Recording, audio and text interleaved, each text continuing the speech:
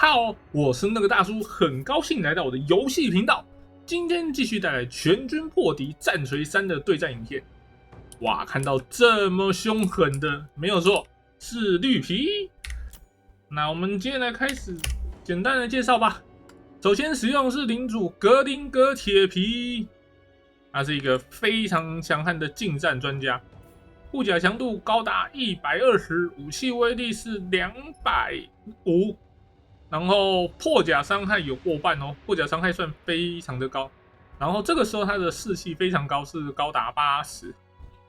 那我们这边看一下他这边的技能很多啊，锁敌者，然后坚守阵地这基本的，然后再来是这个周围士气加16，然后诅咒减速度、减近战攻击、减近战防御，然后再加上灭人符，提升自身的武器基本威力加 50%， 破甲伤害加 50%， 近战攻击加24%。那还有这个爆炸过后护甲提升30%，这是非常可怕的领主。基本上像什么锁敌者啦、坚守阵地，然后这些东西全部开下去，短时间内会有着不错的爆发。好，我们来开始介绍其他单位吧。那最前面呢是由最便宜的地精所担任。那他这边就是最廉价的单位啊，炮灰。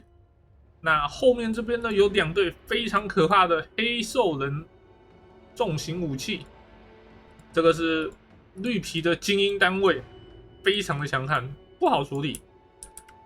然后呢，这边总共安排了4队的兽人弓箭小子，算是蛮便宜的弓箭手，就是这样子。它的射程是140，真的算中规中矩啊。那正中间呢放了一队炮兵，简单讲，它就是把这个地精给射出去的那一种炮兵，很可怜。不过它的命中率我觉得算不错哦，它的命中率算不差。然后最后呢，放在最后面的是这个夜地精萨满，那主要带的是这个2月诅咒。然后还有这个魔法弹射5发出去的，然后还有一个是提升我方一个单位的破甲伤害加 25%， 然后近战攻击力加24%，就是让我方一个单位进入的单挑状态变得很强的状态。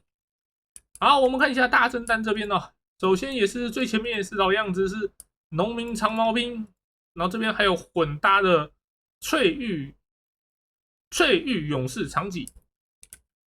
基本上近战单位就是用这2个单位构成的。那正中间呢放的是铁薄枪手2队，还有2队的十字弩。最后面放的这一排火箭炮，相信看过很多次啊，火箭炮打步兵非常的可怕，虽然说命中率真的很微妙。然后左右两边放了2队的骑兵，翠玉枪骑兵，算蛮强悍的。很好用。然后我们的领主老样子是白虎传奇领主，他最好用就是这一招天界之门，它可以直接瞬移到一个位置，然后进行偷袭。然后平常呢是逆中状态，基本上没有视野是看不见他的，哪怕他是现在在这个部队中这样子也是看不到，因为我方部队这边没有视野。那正中间呢是带着生命系的法师，那就是大地之血再生术，然后还有带着石化之躯这3个法术。好了，我们开始进入战斗吧。那刚开始呢，双方都有炮兵，所以都有讲话的权利啊。而且双方炮兵的射程都是高达400，非常的远。然后我们看一下火箭炮，先发射出去，目标是黑兽人，没错。那我方的炮兵呢，目标当然是对方的大炮啦。我们看一下哦，哦，漂亮，都有打在炮架上哦，漂亮。好，一发过后呢，对方直接来一个大地之血，直接回一口，而且他是用超载模式哦。其实应该没有必要到超载模式，坦白讲。然后对方呢持续在开炮啊，这个地精这一队基本上没了哦，50%的血量没了。好，漂亮，又来一次射击，对方的炮架掉了一个。只剩一个炮架，威胁减一半呐、不过还是不能大意。我们看一下这一次的射击效果如何，基本上没有命中。好漂亮，第二个炮架掉了，那对方的炮兵就没了。在对方没有炮兵的状况下，我方讲话权力就比较大了，就可以想打什么就打什么了。那首先呢，正面开始接战呢，有地精去冲动这些单位，基本上是没有赢的可能的，只是为了拖住对方，让后方的弓箭手不断的输出而已。好，我们来看一下，这个领主直接杀出来哦，他是在步兵群里面哦，又砍了几下这个黑兽人。其实他打黑兽也是可以的。好，我们这边看到放了一个恶毒之月，效果算勉勉强强的。虽然说蒸发了对方50%的血量，但是后续其实看起来不是很好，没什么作为。然后后面对方的铁包跟弓箭手不断的在输出啊。好，我们看一下这边基本上是变成了一个单挑局势哦。我们看一下，我方领主这边基本上是所有能力都开下去了，跟对方打。我们来看一下，现在是进入了单挑状态。这边对方血量有2100，我方有2600，血量上来讲是占了优势。对方的护甲是60，我方120，是对方2倍哦。但是好像打不太动啊。然后这边我又再放了一个法术，提升破甲伤害。不过好像几乎都没有挥中哦，好像都没有挥到的样子哦。我们看一下对方的近战防御力是55点，然后我方的近战攻击是89。其实命中率这样子来讲其实不算高，对方的那个近战防御太高了，导致我方其实虽然说单盾攻击力来讲的话是还算 OK。好，打不赢就跑，漂亮！对方直接抓到我方的兽人弓箭小子，这就是白虎领主讨厌的地方。没有优势的时候就可以直接逃走，而且抓弓箭手基本上是不会输啦。堂堂一个领主抓这个弓箭手是轻轻松松的，那这一队基本上就是没了。那我方呢只能转头过来去斩杀对面这边其他单位啦。然后我们看一下这边，我们放慢速度看一下哦。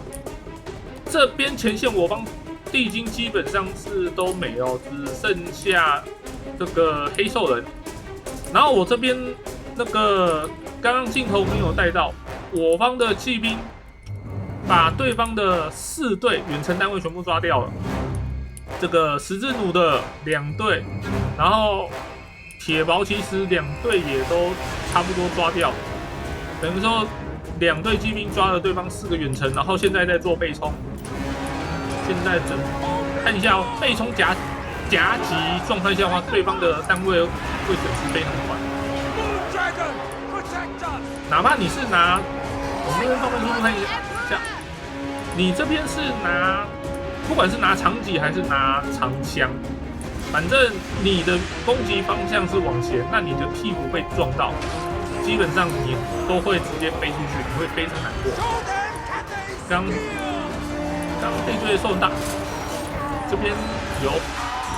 看一下哦，对方只要这样子被夹击的话，他损失会非常大。不过他现在没有被夹击的样子，因为现在变成是在同一个战线，同一个战线的话其实就还好。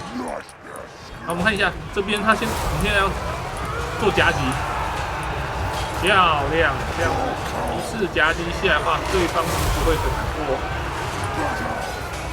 这样子损失会非常快。然后这边哇又开了下去，刚刚有开了一次，刚刚在跟那个领主单挑的时候有开了一次，然后现在又开了一次哇，开下去。不过好，这边基本上夹击前后夹击状况下很快就可以处理掉。那现在是这边对面呢还有一些翠玉，这些翠玉勇士。我方领主还是撑不住啊。那后面呢？不过我方后面还有一些单位，还有这个弓箭手，然后还有一些地精，终于肯回来了。那我们现在就是变成要用地精去贴住对方的，像是一些比较昂贵单位，贴住它，然后让弓箭手去射击。啊，对面的还在，法师还活着哦，法师还活着就麻烦。好，这边是使用我方的骑兵去抓对方骑兵，我方骑兵有反大，所以在跟对方骑兵交战的时候是占优势，可以很快把对方骑兵给斩杀。然后这边的对方的法师过来敲弓箭手，其实是敲得赢啊，毕竟他还是英雄，没有到很脆打不赢弓箭手，但是他自己也会受到不少伤害，毕竟领主好像刚刚战死还是逃跑的，所以只剩英雄。法师还是要做事的啊。那我们来看一下，我们这边方面数字来看一下，这边还是依靠着黑兽人扛住哦。啊，一个队伍还是继续坚持下去哦。黑兽人真的是一个很强、很可怕的单位，真的要处理它，建议用远人。就是像这样子，把前面用近战东西把对方定住，然后后面弓箭手结果赶快把对方黑兽人处理掉。黑兽人真的是绿皮数一数二难处理的东西，尽量不要让他活到最后，他活下来是很麻烦的事。好，我们这边骑兵开始驱赶对方的骑兵哦，把对方的骑兵给驱逐掉。因为到这种残局状态下的话，骑兵其实威胁会很大哦。对方有这样子跑来跑去的能力，威胁会非常大。尤其你看到这些举白旗的想要跑走的话，骑兵最好是直接冲过去把对方驱赶。然后我们这边先使用了地精当肉盾，然后吸引对方的炮火，把对方的这些近战兵种给定在这边。然后这个时候其实骑兵就是还有工作啊。要抓这些败逃部队，要这样子撞个几下，好，这样子就可以了，这样子就就不用再继续追，然后这时候再继续追击，因为我方地精这边还支撑得住，没有关系，所以骑兵单位可以持续在这边追赶，不用那么快回去帮忙打。好，我们看一下对方的骑兵其实也做了不少事哦。这边斩杀了快要100个魔族，这一队就还好。那弓箭手跟铁矛基本上是没有做到事情的。刚开始画面虽然有带到他们有在输出，但是其实他们的击杀数很少，主要是因为我方的骑兵单位在很快的时间把这4队直接斩杀掉，让对方没有远程输出能力。那炮兵的话，刚开始就是被我方炮兵给炸掉了，非常快速。就这一队其实把地精弹射出去，这种炮兵命中率很高，所以其实我蛮喜欢的。那让对方的炮兵无法发挥，然后这4队也非常快蒸发，那基本上对方的输出剩没多少，大概就只剩下骑兵了。对方的骑兵就是算是比较有输出的，所以他们斩杀数可以才这样子，可以高达快100。然后其实这场战斗来讲，最让我惊讶的是，对方的白虎其实跟格林戈铁皮正面硬打，其实格林戈铁皮占不到什么优势，对方的近战防御力真的很高，很恐怖。